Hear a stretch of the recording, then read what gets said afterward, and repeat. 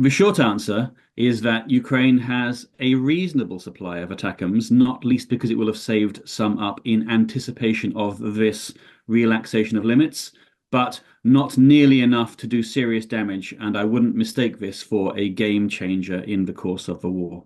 It does make a real difference if you can hit Russian supply lines and the Russian and Russian troop gatherings inside Russia, then you are hugely limiting Russia's ability to mobilize against you and to attack. So it's an enormous step.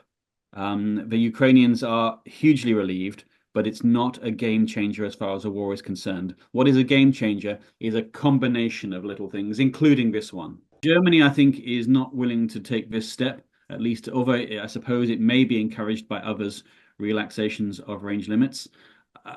France is a different matter.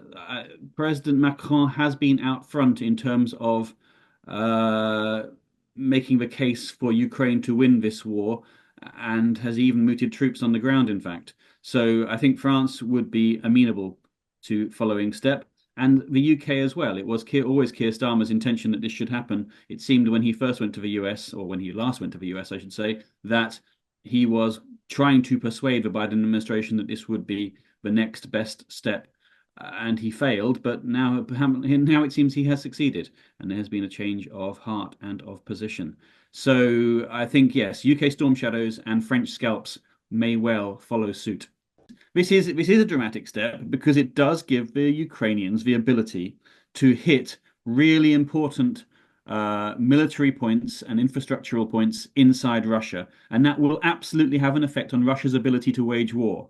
But it won't win Ukraine the war outright, and certainly not in the immediate future, and not at all, to be perfectly honest with you. The truth is that for Ukraine to win the war, we have to do an awful lot more to squeeze Russia than we are now.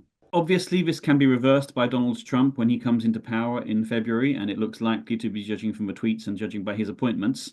So there is the understanding that that Ukraine needs to do all that it can between now and January, mid-January, in order to get itself into that best possible position, because it might well be more handicapped than it ever has been before come 20th January.